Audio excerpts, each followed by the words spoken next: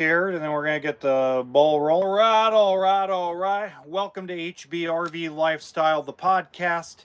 I'm the host, John Levingston. You know me as the Honey Badger, here to give it to you straight and transparent about the RV business, as well as some other things. Tonight kicks off the NFL. We got NASCAR coming up. A lot of great stuff to talk about. We got a little bit of bright LED light in the back. I just swapped those lights out, trying to make them a little less bright. But one of the things that I need to cover today is the used RV industry. The used RV market has become a very confusing and very, we'll call it, angry market. And I'm going to explain why as we go along in this episode. But before I launch into it, and I'll mention a few times, especially if you watch this later on tonight into tomorrow, I need your help. Some folks I care about very deeply had a family member pass away very suddenly. They don't have the money for funeral expenses. I told them during this podcast episode that I would put their GoFundMe in my description box. If you're watching and you go into the description box of this live stream, if you don't mind commenting the link so I can pin it, I would appreciate it. But anything you give, $5, $10. I know everybody's hurting. Trust me, believe me. I understand. If anybody knows struggle, everybody knows I understand struggle. If you guys wouldn't mind helping them out, it would mean a lot to me. So be sure you check that out. Really appreciate it. It's in the description box below. The used RV market has become very angry because there's a lot of folks that bought in 2020. Now, before I really get into the anger, let me give you some context. When we are dealing with a projection of a year, a dealership sits down and says, how many new units did I sell 5 years ago? Because a quarter of those are coming back in trade, consignment, or purchases. A quarter. So if you sold 1,000 units in a year, 250 are going to come back in 5 years as a trade, a consignment, or a purchase. So the reality is the RV industry is about a 5 to 7 year cycle where folks that bought start to trade in. Okay, they either upgrade, downgrade, sell because they're done. Even though you take a 20-year or 15-year loan, you never, ever freaking reach that loan limit. You never pay all 180 payments. It's very rare anybody actually makes it to 20 years on payments on any RV, whether it's a motorhome, a fifth wheel, a toy hauler, etc. Now, that all being said, here's the interesting part. We are now finally getting the folks that bought in 2020. Whether they bought a pre-owned motorhome or a brand new coach. And a lot of you know, during the lockdowns, people were paying astronomical, asinine prices for private party selling or private party buying or dealership. I'll give you an example. There's a young lady who bought and wants to sell her Pleasureway van. It's a 2009. It's got 45,000 miles. I've already taken a look at it. It's in primo condition. She paid used private party $110,000 in 2020 for a 2009 Pleasureway that I personally was selling brand new for $59,900 back in 2010. Put that together. You paid over double, or pretty close to double, I should say, of what I sold the damn thing brand new for. Wholesale book on it is $17,000. To me, it's a $24,995 piece. She's angry, mad, calling me a jerk, calling me a dick. I'm ripping people off, blah, blah, blah, blah, blah. So what has happened is most people are still not understanding that the pre-owned market on the private party level is severely overpriced and still is today. I am moving product personally as a dealership. I am moving product on the used side within 15 to 20 days of it arriving on the lot. Because what we do, and I was talking to my boss today about this. We were sitting down eating tacos, and I'm like, we just need to keep doubling down on what we're doing, especially on consignments and purchases and trades. When we overinflate the price because we think people are going to want to negotiate down, we end up not selling the unit. But when we price the unit pretty competitively to what the real value is, not what the BS it's being listed for, but the real value is, goodbye. Doesn't even last. Perfect example of this also on the angry side is I had a customer who swore to God, a coach, that a travel trailer that books for $5,200 should sell for 17 grand.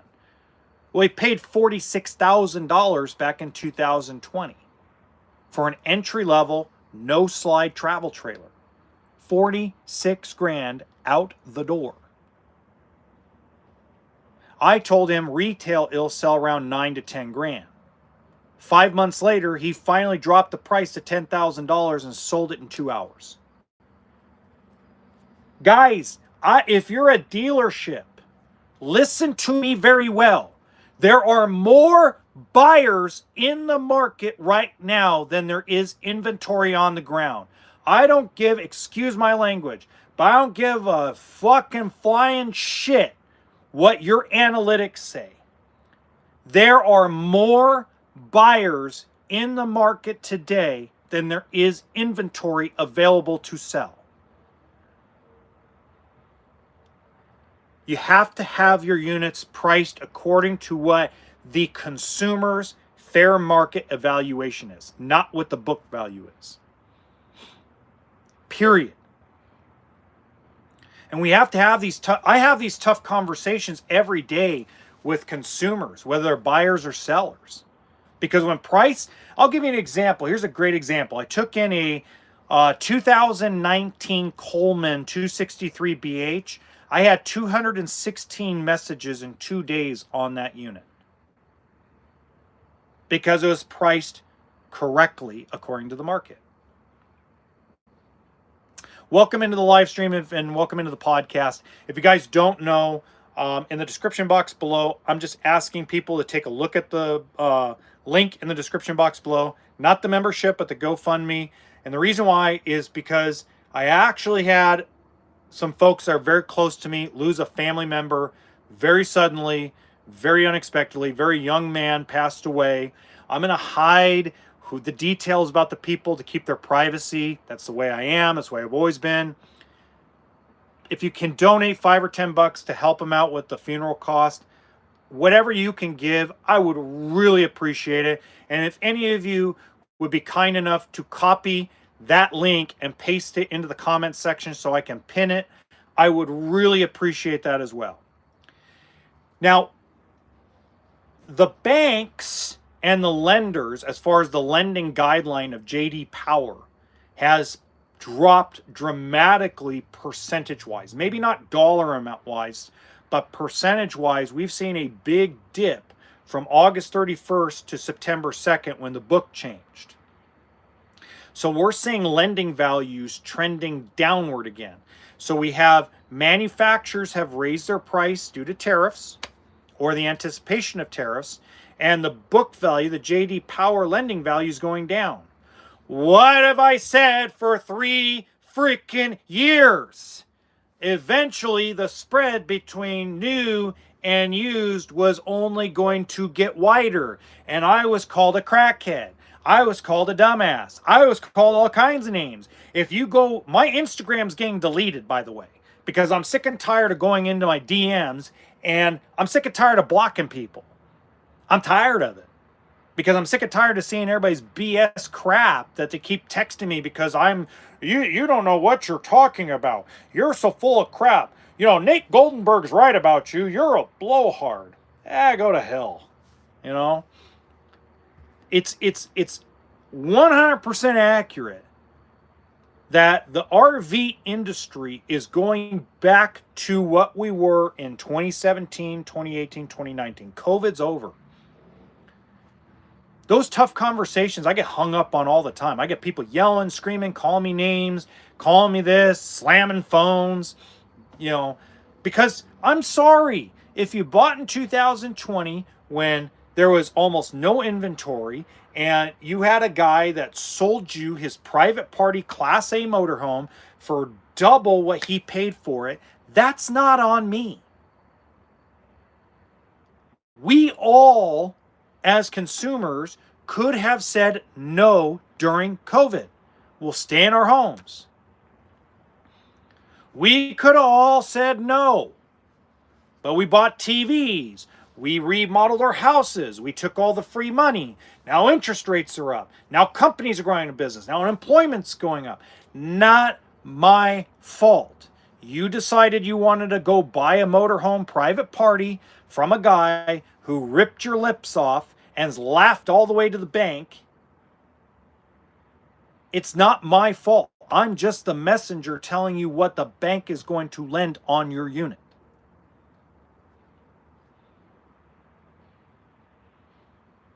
What we have to also understand at the end of the day is lenders have seen an increased volume of applications.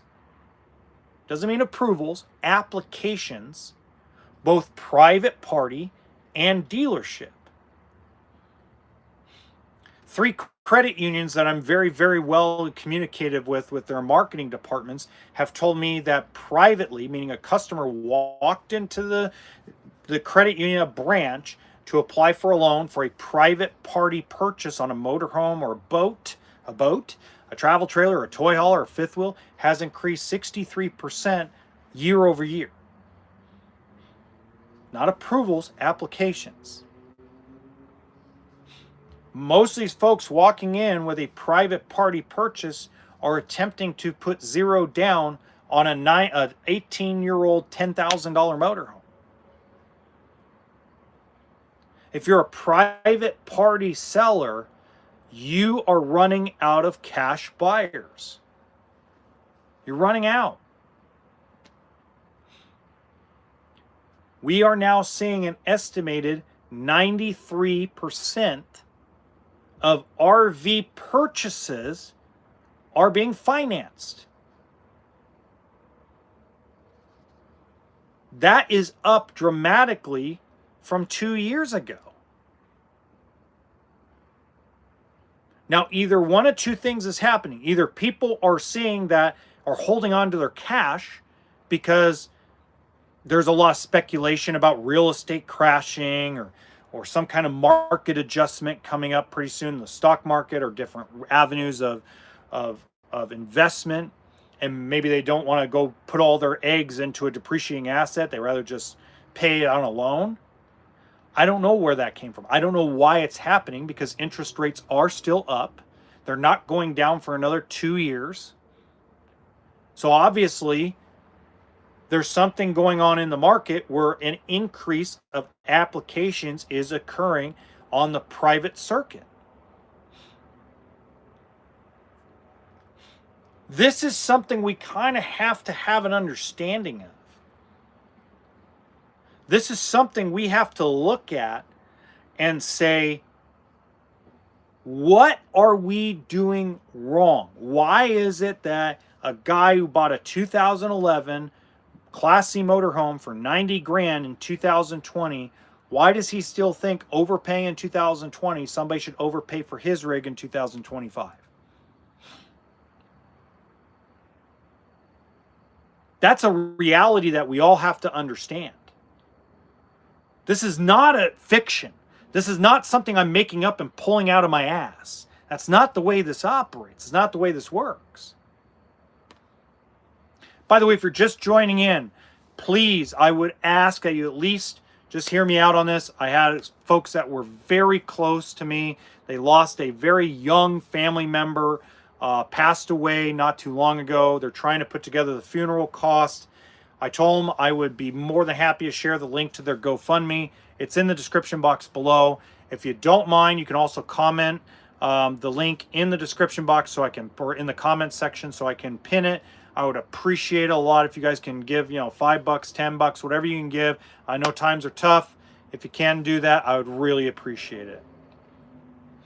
We also need to look at the fact that we are in a world where, and we have to have this understanding that we are in a world where cash is no longer king. I don't care if you're buying a boat, a television, a microwave, anything. If you guys really pay attention, I want everybody to pay attention to this. Go down and buy a washer and dryer at Lowe's or Home Depot. They offer you 5% off, 10% off, 15% off if you use the Home Depot or Lowe's card. They do not give you a discount on a washer and dryer if you pay cash. Go to Ashley Furniture. I don't know if it's only West Coast or not, but go to a furniture store, chain furniture store. They offer you a discount if you use the finance company's money, not your own. If you go down and buy a car, they offer you a bigger discount and a bigger rebate if you use the lender of the manufacturer. Hyundai Financial, GM Financial, Toyota Care, Toyota Credit, or whatever the hell it's called these days. Ford Bank or whatever. No one offers a discount on anything if you pay cash. Cash is trash. Cash is not king. Debt is king. Now, while it works differently with a washer, dryer, or a microwave, or groceries, they even offer you a discount on groceries if you use your Walmart card or your Target card. If you go use your Target card tomorrow, you save 5% on your purchase. They don't, if you whip out $100 bills, they don't give you shit. They don't give you any discount. Cash is trash. Pay attention to that. Cash back rewards when you use a credit card. Discount on a product when you use a debt service credit card. When you use boat financing, RV financing. When you pay cash, you are not offered a discount on day-to-day items. Now, the difference is you go buy a car or an RV or a boat and you pay it off the next day, the dealer gets screwed. And the bank gets pissed. But you go buy a washer or dryer from Home Depot and you pay it off in 3 days, that's on Home Depot don't care. In the end of the day, you still got the discount. Stop telling people you're paying cash unless you're buying privately. If you're buying at anything, a market, a mall, a dealership, a retail store, if you have the cash, take advantage of the discount by using the Kohl's card. Kohl's offers a discount plus Kohl's cash. Why in the Sam blue hell would you pay cash right away instead of just paying off the card? We've been talking about a cashless society for 60-something years, guys. It's nothing new. It's not even a reality. It won't be a reality for a long time because there's still things you have to pay cash for. But that's not how the world operates. The world operates on debt. And here's what I'm going to tell you. Let's just say that tomorrow morning the sun sends a solar flare into the earth and creates an electromagnetic pulse that wipes out every electronic device across the entire world. Tomorrow you can't even go to an ATM machine. You can't even walk into a bank and know how much you have in the bank. What is the dollar you have in your pocket worth? I'll tell you. Toilet paper. Your dollar is worth starting a fire or wiping your ass. It's all fugazi. It's fake. It's fairy dust. It's bullshit.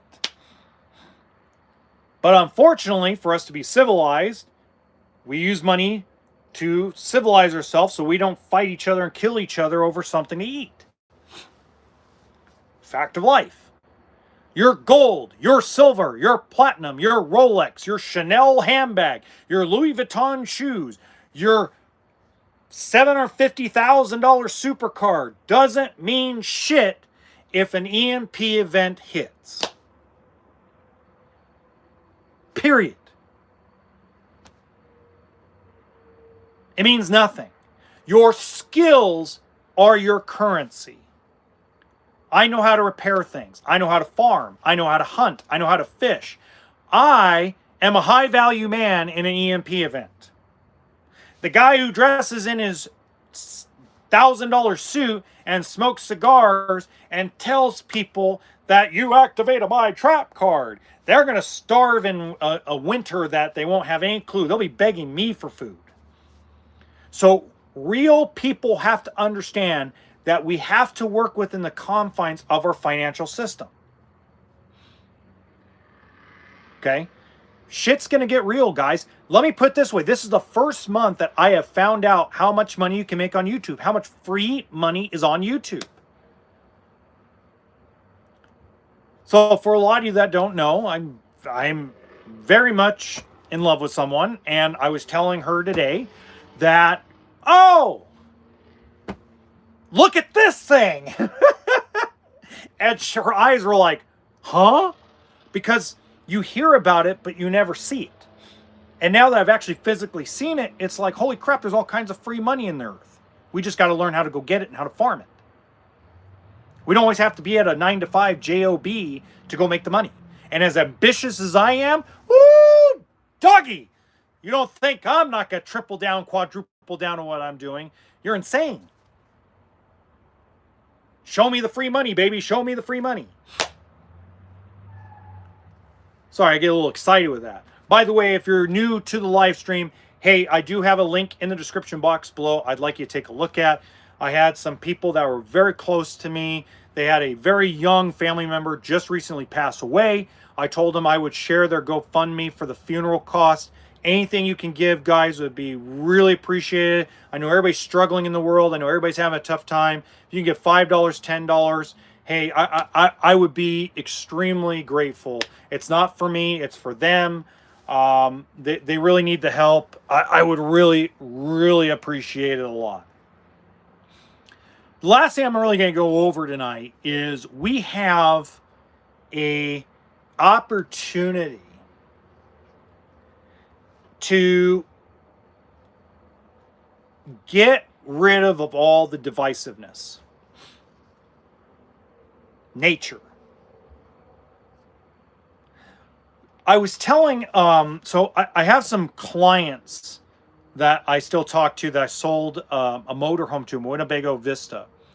She was a very popular 90s TV actress. And I still talk to her and her husband every once in a while. And I talked to him about a week ago. And she's always telling me how, like, politically divided Hollywood really is. Like, even the liberals are divided amongst each other. It's just crazy. And she goes, it's just nuts. And I say, you know what would solve all that? She goes, what? Throw everybody in an RV and tell them they have to go camp for a month out in the middle of the wilderness amongst people that they have no idea what their political beliefs are. Nobody can wear a MAGA hat. Nobody can wear a Bernie hat. Nobody can tell you whether you're a Democrat or Republican. Just go out and be human beings for a while. Doesn't matter if you're gay, straight, whatever. That'll solve the divisiveness that quick. Because when we're out in nature, when we're out in a campfire, when we're out fishing on a lake or a river or an embankment or an ocean or anything like that, when we're out away from all the baloney, malarkey, and bullshit, be amazed what we all can get along and do. You'd be amazed how the anger just kind of wipes away. You could be gay, you could be straight, you could be bi, you could be left, you could be right, you could be Myron from Fresh and Fit, who's an idiot. You could be, Ronald Reagan, Donald Trump, Bernie Sanders, Obama, Barack Obama. You could be all those people. Doesn't matter. You could be the most controversial, divided person in the world. And when you all come together as a community and as a group and as human beings, holy crap, can we just get along and build something? These concrete jungles are half the problem. And the other problem is the same thing that also would be helpful as our smartphones, because we allow, Lil Wayne said it best, right? I went to pay attention, but attention paid me. And I use that line so much on the podcast, on the new podcast, on the AI channel, on every channel I've got. I use that a lot because it's so true. Lil Wayne had it down to a science. I went to pay attention, but attention paid me. It's like all these idiot red pill podcasters. They're just morons.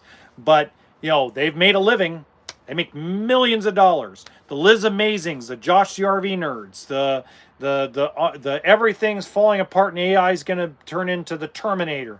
And the other people are like, oh my God, it's going to be utopia with AI. Oh my God, everything's going to be better in life. I mean, everybody's got like such a wide range of extremes that everybody forgets what is real. And what is real is something in the middle. That's real. Something in the middle.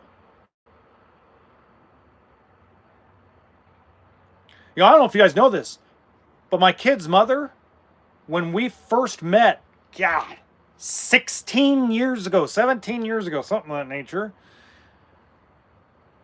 she believed in everybody should be paid the same. If you're CEO or janitor, everybody should get paid the same money. Everybody should have the same type of house. Kumbaya. Everybody love each other. Everybody throw flowers and smoke pot. And then we had kids. And slowly she saw the light. Like, ooh, well, that's not true. I go, yeah, that's not true. But then she looked at the far other side of things where women should be fully obedient to men and never, ever have a high body count. And I'm like, well, that's not true either. But somewhere in the middle is the truth. It's not sexy. It doesn't bring in dollars. It doesn't bring in cents. It doesn't give anybody attention. But as soon as attention started paying people, they're like, how extreme can I go? How fake can I make the internet? And that's where we're at today. Hey, once again, thank you so much for joining in. If you guys did get an opportunity, please make sure you check out the description box below. There is a GoFundMe there. It is actually for some folks I'm very close to. They have personally had a tragedy in their lives. They had a young person actually pass away, and they don't have the money for the funeral cost. Anything you can give would be an absolute blessing. Thank you so much. And until next time, just remember, RV stands for toolkit and sense of humor. Have a good night.